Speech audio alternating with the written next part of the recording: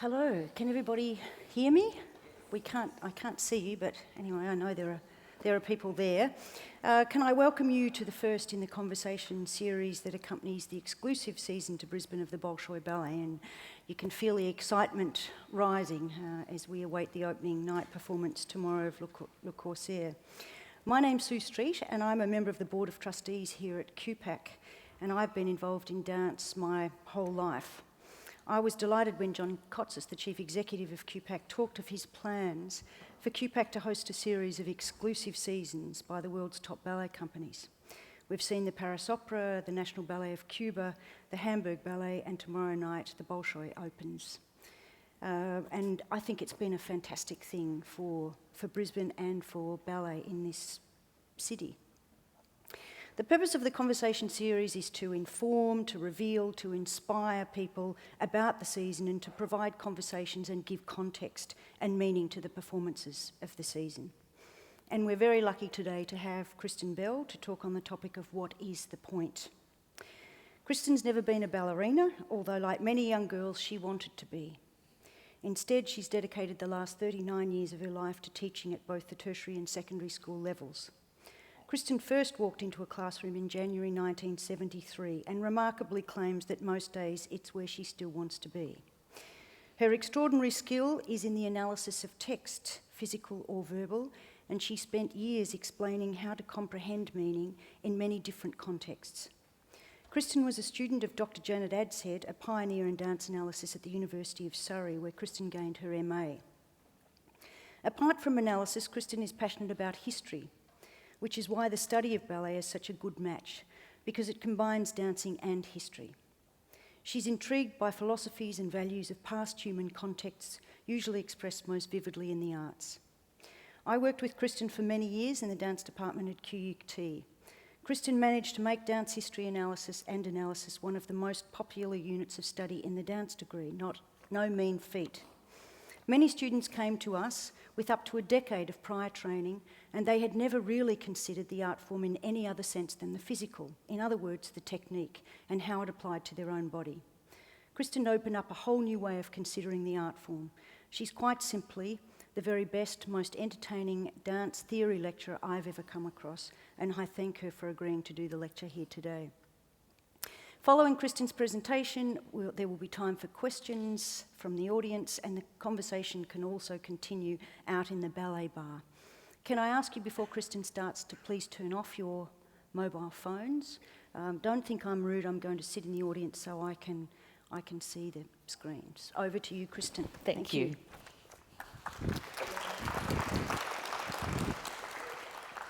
My goodness, I'm almost as nervous as I was speaking at my son's wedding. There I was nervous because my ex-husband and that girlfriend of his, they're not here, no. Okay, I think I'll be fine then. I've been asked to speak to you about reading ballet, about how to understand and find meaning in this wonderfully weird thing that is in fact ballet. You know that I love history, and so sometimes in my idle moments I like to speculate on how people in the future will view us, because we look back into the past and try and understand people from there. What if some archaeologists in the year, 30,000 or something, find some flickering footage of ballet and maybe a crumpled Pointe Shoe and a piece of tutu? Will they look at these artifacts and things and think, that's how everybody moved. This must be what everyone wore. If so, they'll be as wrong as we probably are about the ancient Egyptians. Anyway, let's start with looking at archaeological exhibit number 1, the Pointe Shoe. To me, this encapsulates the paradox and fascination of ballet. This is a thing of beauty and at the same time an instrument of torture. Engineered to allow ballerinas to defy gravity, but also, and this is a bit nasty, used as a fetish by Russian balletomanes who would drink champagne from it, and even in one really psychologically strange case, cooked and ate a ballet shoe. In action, they look a bit like this.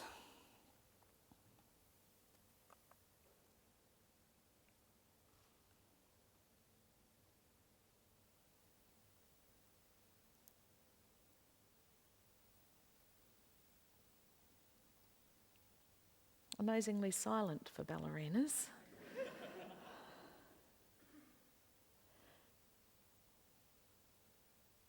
One of the most famous sections of ballet.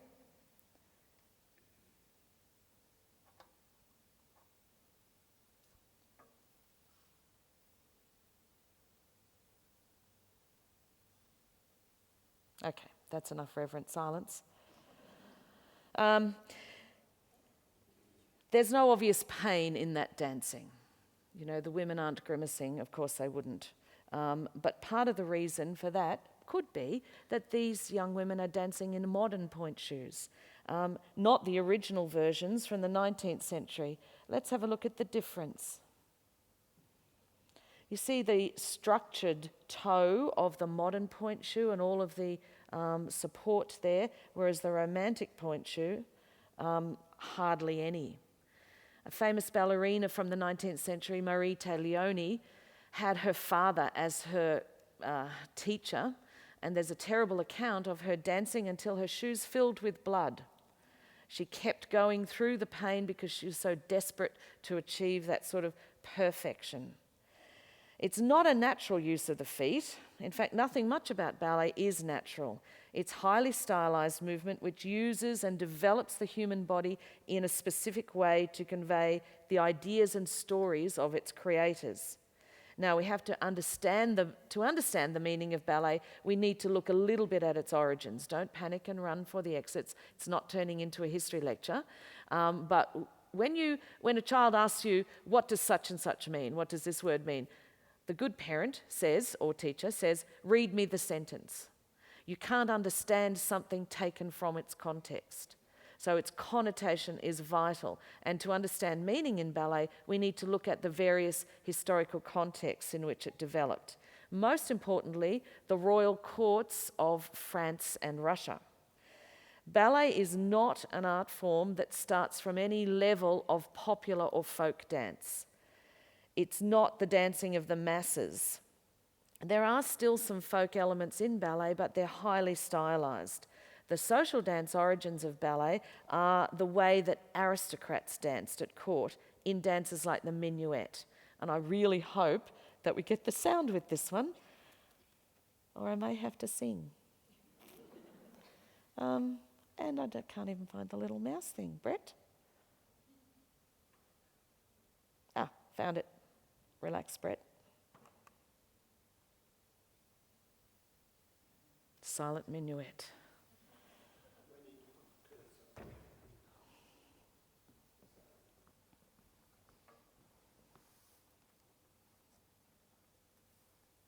Brett claims that I taught him, and I think this is some sort of revenge.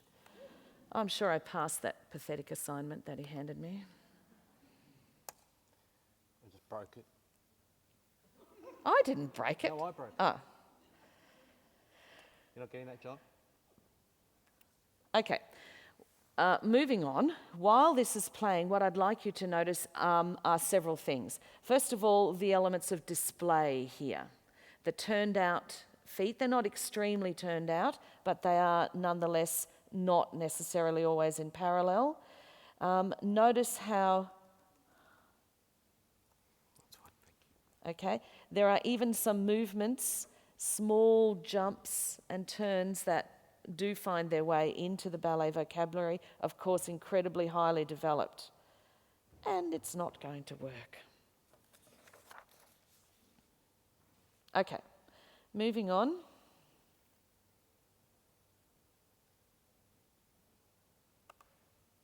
Here's Marie Taglioni, she of the bloody feet. She's a dancer in the Romantic period of ballet in France, where the conventions of gender roles, content and narrative, costumes and themes were first established. The French established these and then they were transferred to Imperial Russia. When the ballet goes to Russia, it becomes a state-sponsored art form, and no expense is spared in the construction of opulent sets, the training of dancers, the employment of choreographers, and those sort of things. So we've got aristocratic, opulent, you're starting to see a bit of a pattern here. Let's look more closely at what's grown from these historical contexts in terms of movement, vocabulary, and meaning. And to do that, we have to look at the body, the human body. Without that, no ballet. I think that looking at how the ballet develops this body will help us into the meaning.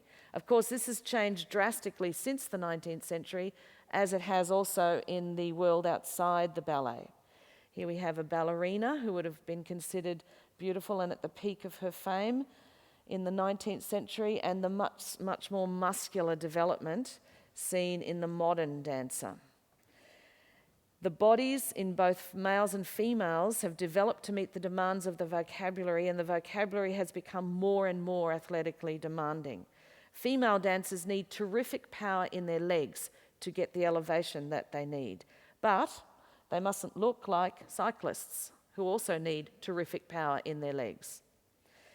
They must be graceful but have elongated upper bodies and arms where the muscular strength is present but not obvious. Men also need power in the legs for the leaps and turns. They're able to show the power a little bit more obviously than the women. And they need amazing strength in the upper body and torso for the requirement to lift and support the female dancers, but they can't look like weightlifters. Here, in terms of meaning, the body in ballet is removed from the meanings that it normally has in everyday life. The meanings associated with specific body parts are not the same. I went to the ballet once with my mum, and she's a very conservative lady, my mother, and at one point in this ballet, a male dancer grabbed the crotch of the female dancer and lifted her right above his head. Fantastic lift it was. My mother gasped. Not because of the strength of the lift, but because he had his hand in a really fairly private place. But it's not like that in ballet. So the bodies lose some of the meanings that are associated with them in the wider world. Remember that the vocabulary develops in an aristocratic environment, so it's driven by the twin motivators of competition and display. The courtiers at these courts competed for the attention of the king, and they displayed their skills in their dancing. Hence the virtuosic feats that have become so loved by audiences over the years. The courtiers at the French court soon gave way to professional dancers because they couldn't keep up with the physical demands of the dancing. Turns that started as a single turn soon became double, triple, and then almost as many as you could do. Now, I do hope they've fixed the sound, because this next thing will not work so well without any sound, Brett.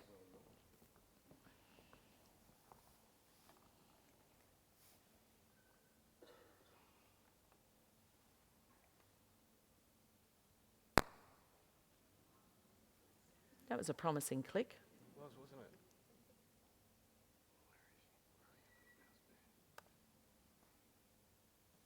Nope. Sorry, John. Okay, I have to tell you the story. This is a challenge.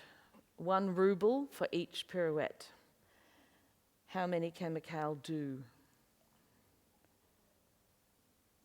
He has 11 rubles, so he's going to try and do 11 without stopping.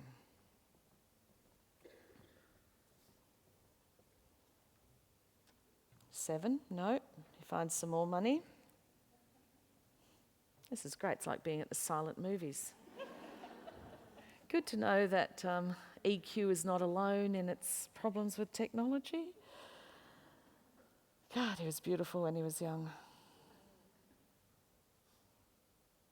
11 rubles.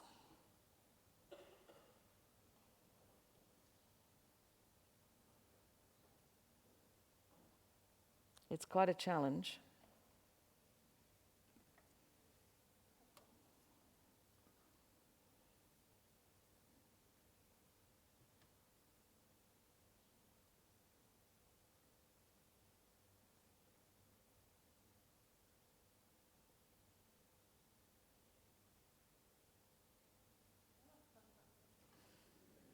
And one which he well and truly meets. Wonderful man. Okay, that's the male, that's a show-off moment for the male. What about the famous 32 fouettes in the Black Swan solo in Swan Lake? These were counted aloud by balletomanes in the St. Petersburg audience, which would have given the performance something of the atmosphere of a circus or a football game, rather than the awed and reverent attitude that we take nowadays. And I'm sorry, again, we're probably going to have to do this in reverent silence. Or we can count them aloud.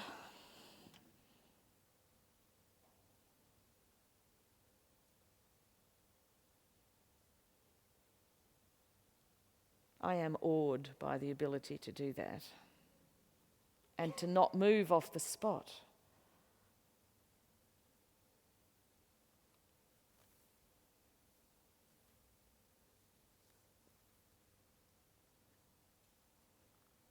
Ah, bravo. You do feel like applauding. Okay, the direction of most ballet movement is up. The impetus is airborne rather than earthy or grounded as in other dance styles. When ballet dancers are on the ground in a classical or romantic ballet, it's almost always due to the dramatic demands of the plot or character, rather than a decision by the choreographer to explore a different level, which he may be doing or she may be doing in a modern piece. So here, this is not Giselle operating on a different plane, she's dead. Of a broken heart, which is very much a product of the 19th century. Any woman who dies of a broken heart nowadays needs to look at herself seriously.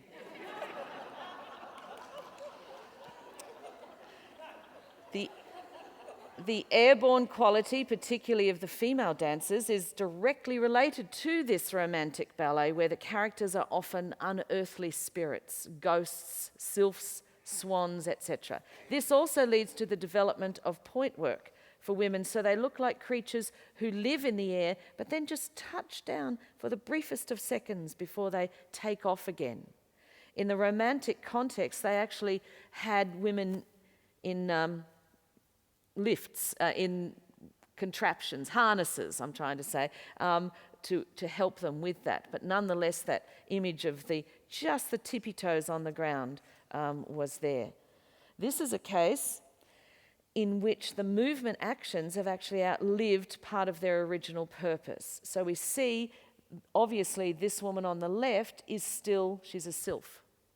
Okay, this woman has attitude. She's not talking about being an unearthly creature. In fact, she's quite earthly, quite the opposite, but still on point. Balance and symmetry are also important features of ballet vocabulary, which illustrates both the nobility and the sexism of its creators. Let's face it, it's difficult enough for ballerinas to balance on 2-point shoes. When you think about it, it's just like this on the ground. That's the only points of contact that the ballerina has with the ground, let alone one. So when choreographers require women to balance on 1-point shoe, the male dancer has to play a supporting role. Women in the 19th century needed to lean on men in their everyday lives, and this is echoed on the ballet stage when shoes and vocabulary combine to place the ballerina in a state of precarious balance. Again, in silence, I suspect, will Aurora maintain her balance in this famous section from Sleeping Beauty? Let's see. Brett. Found it.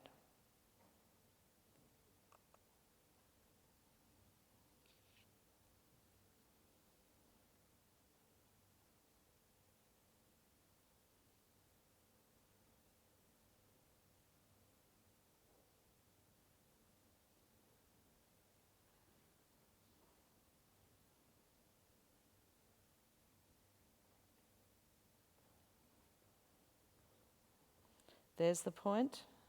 And she does. And she does again.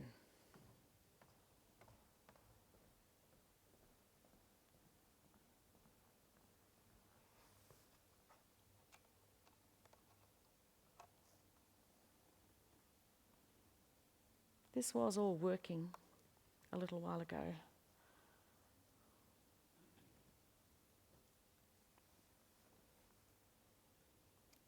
And then again, these very famous balances.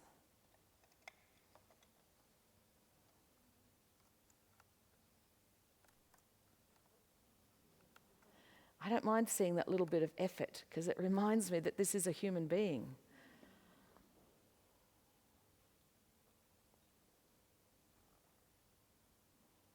Sorry, Brett, I'm just going to stop it there. Okay.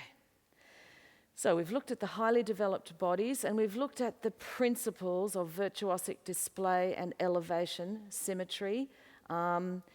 Let's go a bit deeper into the meanings that these highly developed bodies convey using the historically developed movement vocabulary. And how do they convey them? The first thing that I think it's really important that we all understand is that meaning in ballet comes from clusters of components, not just individual features. If you go looking for the meaning in just the movement, you will be disappointed. Likewise, if you only listen to the music, you'll get some of the emotional tone, but you will not get the details of character and plot. Most of the movement, like the individual notes in music, if you take away the words of a song, is essentially quite abstract. Let's use the examples that we've already watched in silence. When the Black Swan performs the magnificent 32 fouettes, does it indicate indecision? Do I fancy you, or you, or you? No. There's no narrative going on when she does those whipping turns. She's doing that because she can, and we're amazed because she can. Aurora's feats of balance, there's no deeper meaning there. We're not talking about the princess's need to balance, work life. She's not got any kids at home, no childcare. So we can't read balance equals dramatic content there.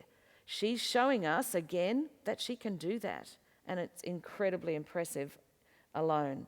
Performed in isolation, the movements don't even carry the meanings that they would in everyday life. I've said how the body tends to be stripped of its context a little bit for the stage. Imagine if this was how you bent over if you dropped something. It would certainly stop the traffic.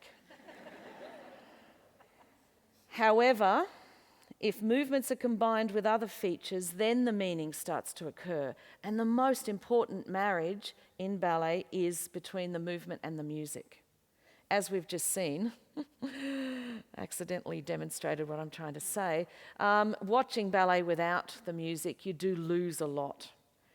When the music is combined with the movement vocabulary, it creates a mood and can further the narrative. Choreographers in the Romantic and Classical eras gave specific instructions to the composers who would create exactly what was required. Marius Petipa would say, I need X number of bars and I want this at the end. And the composers would create music to form like that or to order, even to the point of using musical motifs or themes. In Giselle, there's a lovely piece of happy dancing that she does before she meets the dastardly Albrecht. And that motif, both in movement and music, occurs a little bit later when she's lost her mind. She's spiraling out of control, and so the second time that you hear the music, it lurches a little bit and it's a little bit discordant and disjointed, which fits the style of her movement. So it's reinforcing the meaning for us that things are not going at all well for this poor foolish woman. In this case, in many cases, we have ballet to thank for some of the wonderfully emotional music of Tchaikovsky, which combined with just small hints of bird, the merest suggestion of feathers, in the rippling movements of Ivanov, give us the image of the tragic, enchanted princess. And we don't get to hear Tchaikovsky, I don't think. But we can watch her ripple.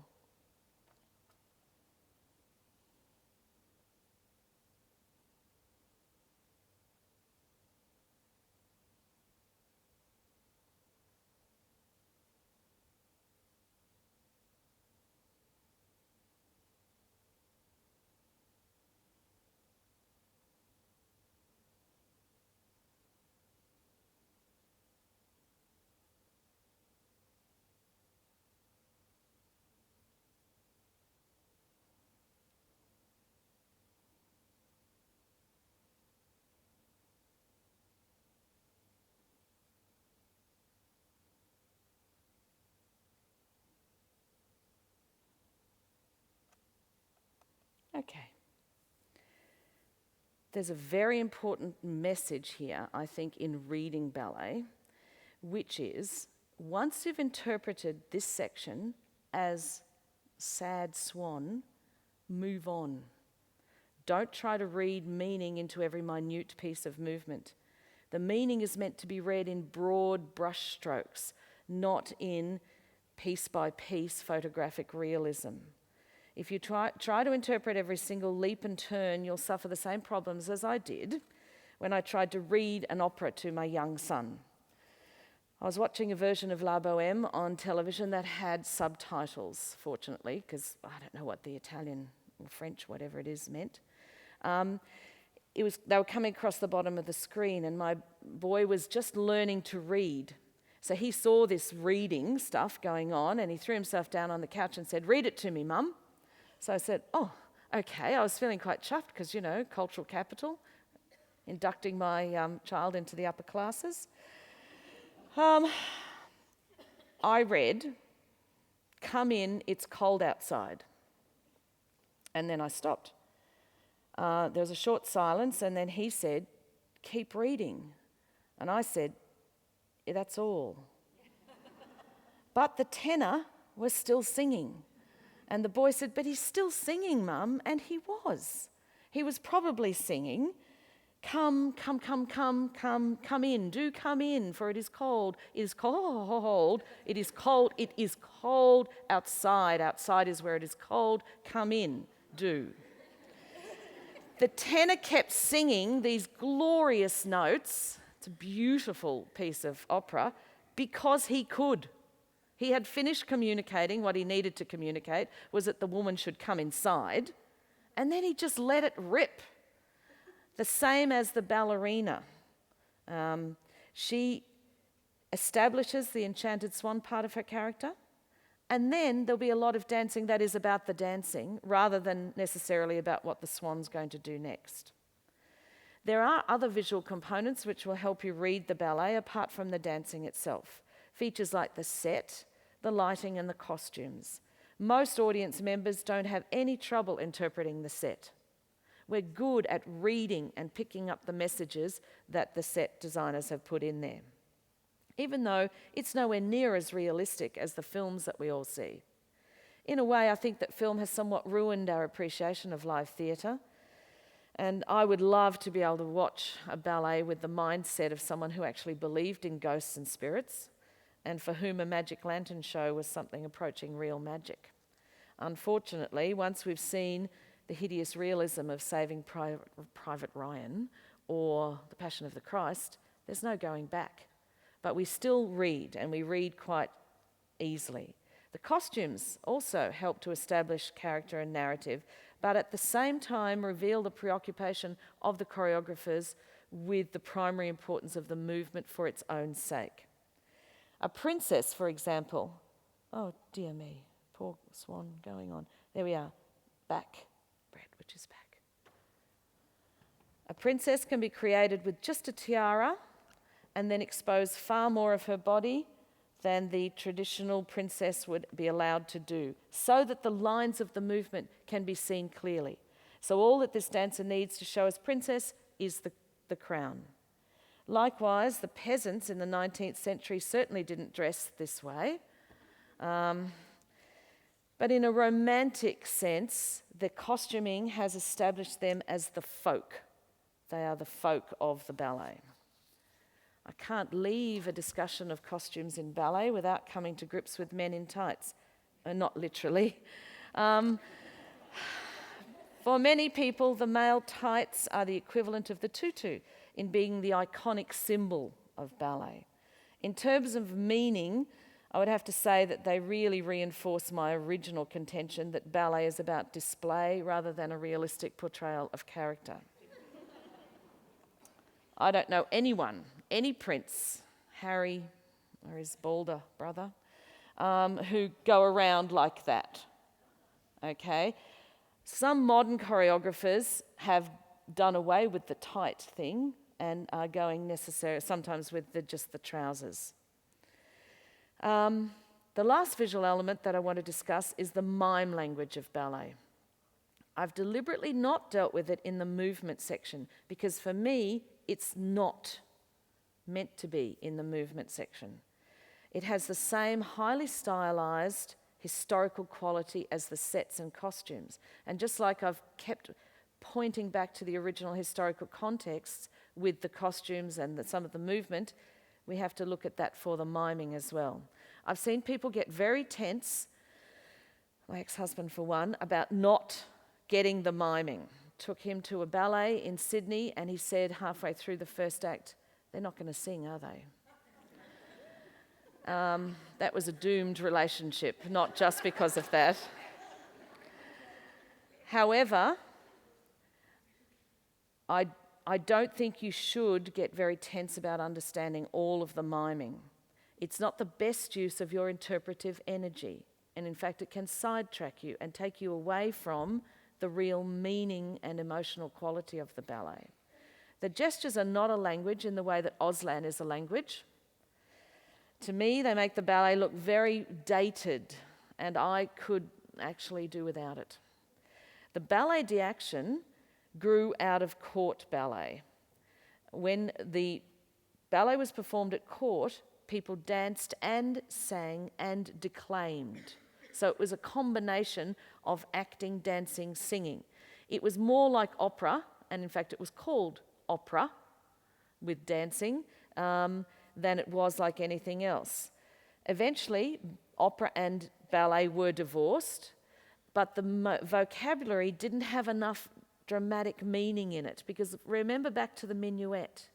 How do I show I love you dancing a minuet when I'm not allowed to sing and when I can't actually say a poem or something? So they took the gestures that they were using at the same time in their acting and put them into the ballet. And these are histrionic gestures. They're ridiculous gestures. So to be incredibly angry is here, a little bit angry is here, and really a bit miffed is here. So, you need the code of the 17th century to read that. And it doesn't matter to me whether we're very, mainly, or not quite so much. The gestures are almost completely unintelligible to a modern audience. Now, in this case, it won't matter that we don't have any sound because we can just watch the miming. I'm pleased about that. If I can find the mouse. Good Lord. Right. So, set yourselves a challenge. Let's try and figure out what the message is here. And let's not feel too bad if we don't get it.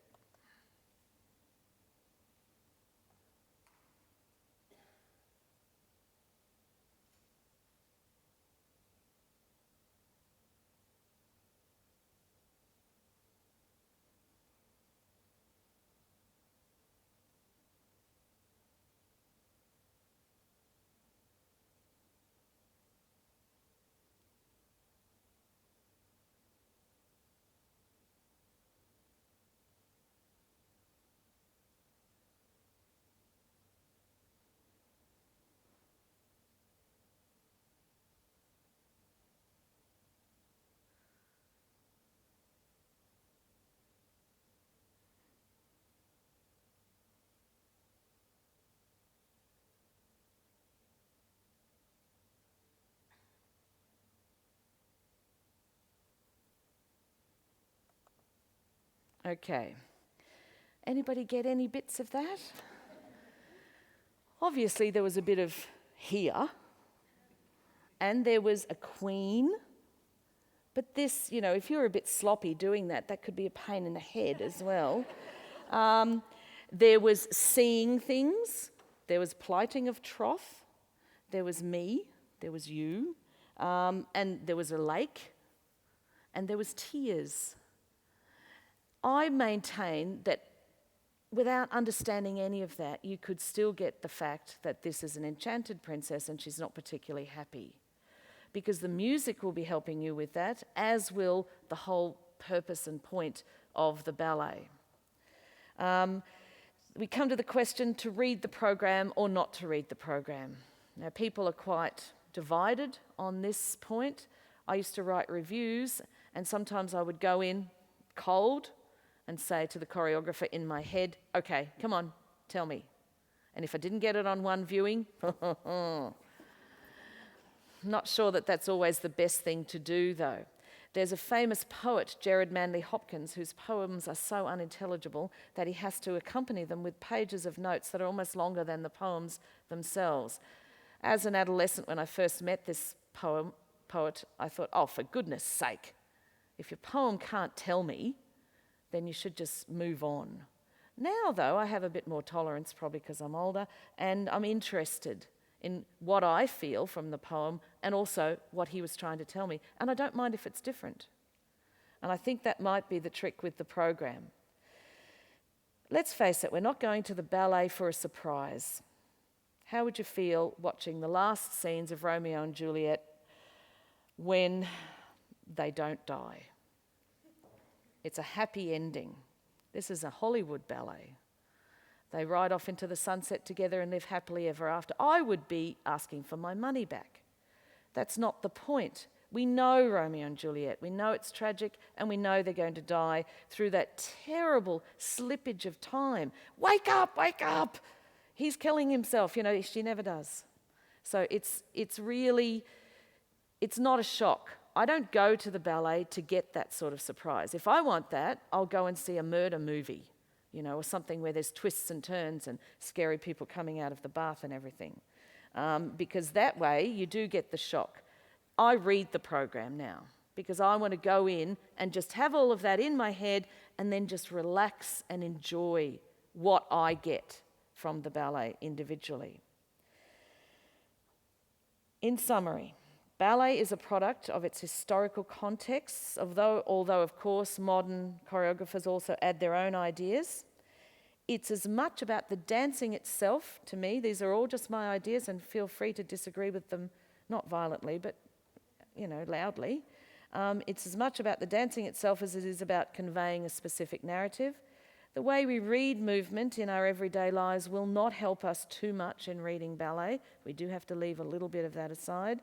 And the meaning is contained in all of the elements combined, not just in the dancing. So, what's the point of pointe shoes and everything else involved in ballet? For me, it's to be awed by human beings at the pinnacle of perfection who have spent years in training. Here's my history coming back just to finish us off. The ancient Greeks, the word for competition in ancient Greek is agon. And that directly feeds into our English word agony, because the athletes competing were at the peak of their physical perfection, but also at the peak of endurance.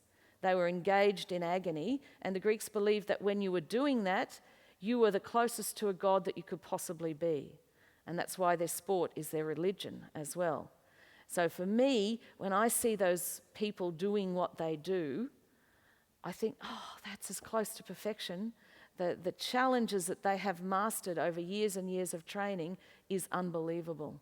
I can't even stay away from the double coat Tim Tams for an afternoon, let alone do what you would need to do to have that level of control over your body. So there's an emotional connection, there's the awe. There are things that we can see in a ballet that will actually stay with us longer than a speech.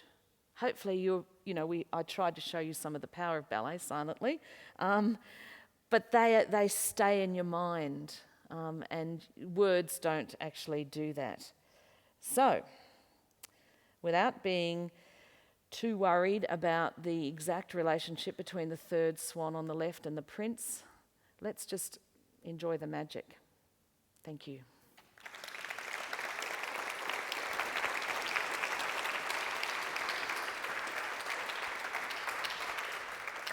Oops, I should probably push that little...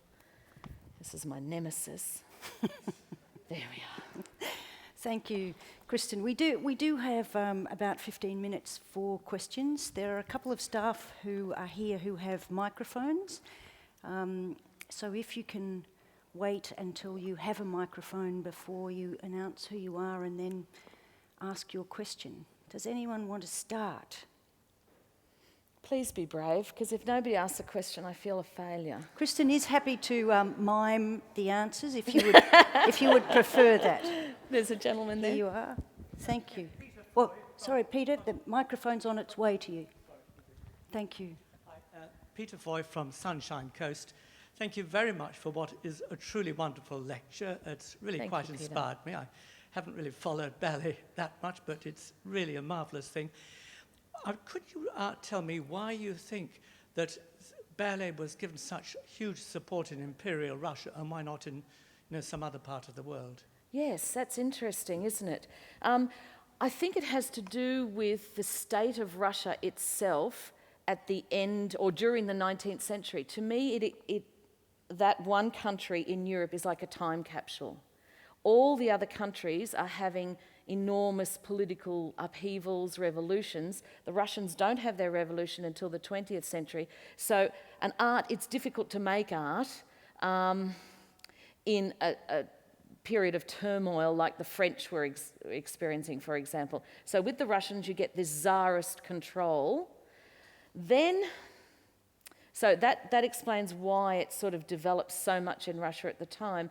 Now, why do the Tsars support it? I think it's its aristocratic connections. It's not...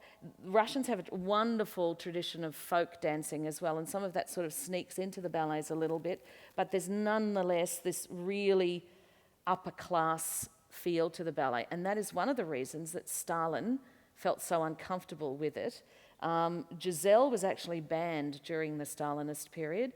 Some of you may be going to see Brightstream, which was also hated by Stalin because of its aristocratic feel. So I think that's why the Tsars maybe supported it. It also gave the court something to do, because we have to think of largely completely lazy people. Aristocrats don't have to work to earn money. They are given money. They own things. That's why they're rich. And maybe as a Tsar, you think, well, we'd better have some entertainment. And all things French were desirable, so they imported lots of choreographers and dancers over from France, and then, thank goodness for us, created this amazing, like a time capsule. Is that okay, Peter?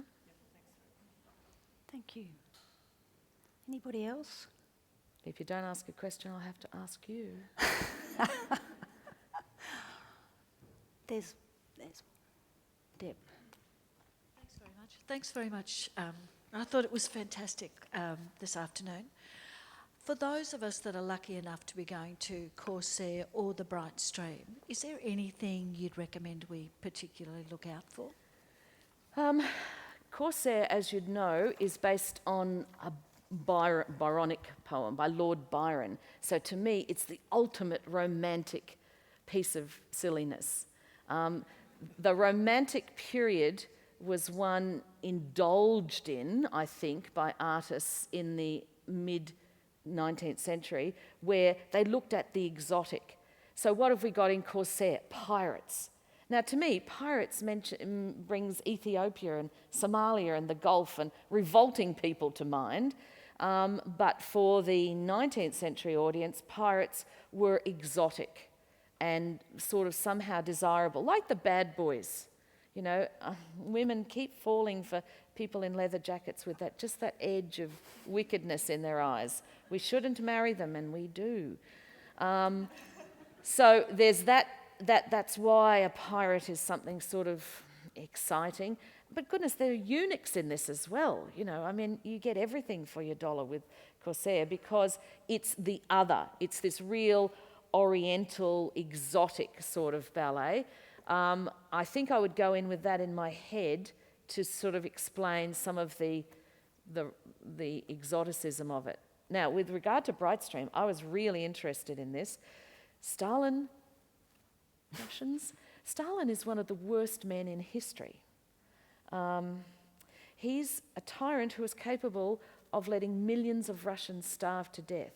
Yes, he won the war, almost for us as well, but this collective farm thing, that is what Brightstream is based on, was an exercise in starvation for the poor peasants.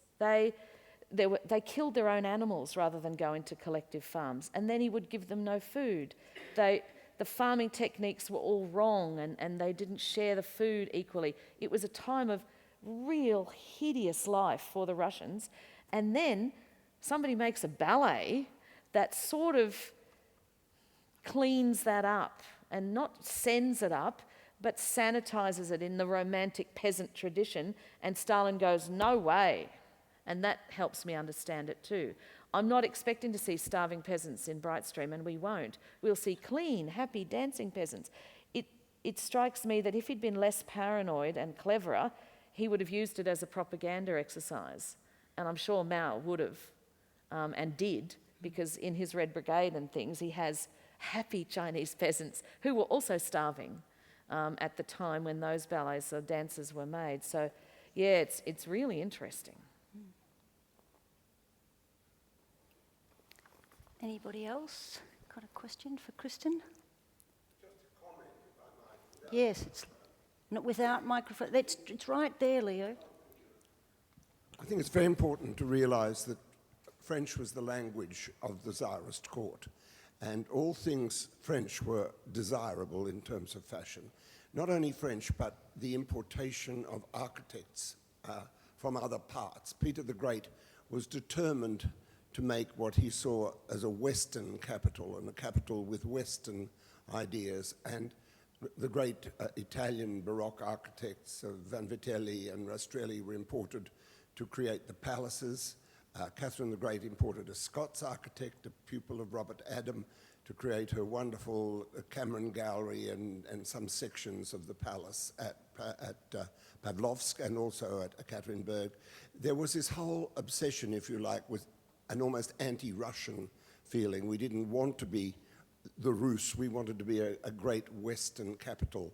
Verdi, the composer, was commissioned to write an opera specifically for St. Petersburg. He was imported from Milan to come and write The Force of Destiny. So that obsession with foreign things, I think in some echoes your view, Kristen, exotic locales, exotic imagery, well beyond the sort of traditional life of ancient Rus, if you like, or the ancient capital of Russia. So that, in part, I think, accounts for the obsession with ballet and French ballet.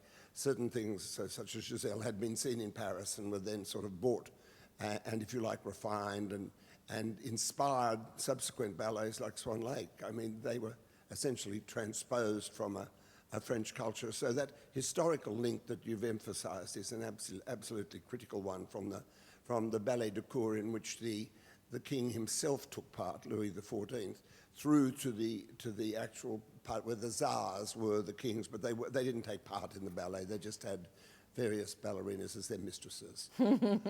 Thanks, Leo. Thank you, Leo. Leo is There's a lady up the back one of our there. speakers at the session on, I think it's the 8th. Leo is largely responsible for us having the Bolshoi here. Kristen, Marilyn Colpert, thank you. This has taken me back 10 or 12 years listening to you. Oh, you're cute. From Yes, kids. I was your oldest student. And I struggled through those lessons, but I thoroughly, always thrilled with your lectures. But given that ballet and the classics have had such a short history, how do you see them in, say, another 200 years? I mean, the recent Aussie ballet, Swan Lake, there wasn't a feather in sight. What's going to happen to the classics? I think we'll come back. I know that modernism is a tantrum against the classical, and for a long time there, anything classical or old was not so good. But I think in a lot of ways, we're a bit more relaxed with ourselves now. And yes, you let the young choreographers do what they need to do, or even the older choreographers in the Australian Ballet, but those challenges to the classical only make sense if the classical exists. You see, you can't do a different version of something that nobody recognises the original. Otherwise, it becomes a completely new ballet. So for me, and I know there's a panel on that later in the week, that the only way you can make a new version is if the old version has some currency. And so I would hope to always see battalions of dead brides drifting across the stage. One of my best feminist moments, you know, that lovely all these. And I had a daughter with me in the theatre at that stage, and she again said, "What are they?" And I said, "They're dead brides." And she had Barbies. That was not probably the best answer at the time. Counter. Divergent reading. Any other? Nearly done? No, there's one there. Sorry, just wait, if you can just wait for the microphone. Someone coming now. It's almost in the middle of the row.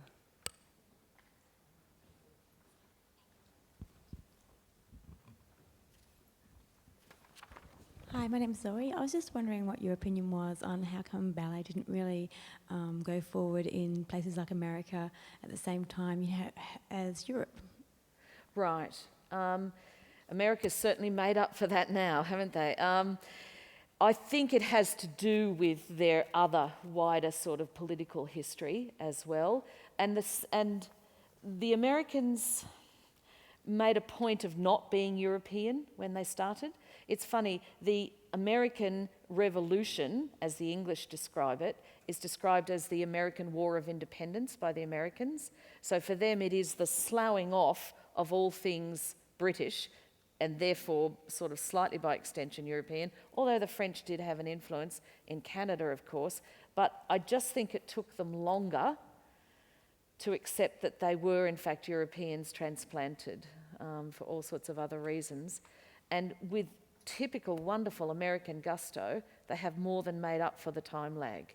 You know, they have that can-do attitude, which is terrifying and leads to more takeaway restaurants than you could possibly ever eat at. But in ballet, they get philanthropists who say, yes, we will have a ballet company. I will pay for it. So, you know, we don't get that in this country. We have to go cap in hand to governments who, no, don't say that. You almost got me started. No, I think that might be why.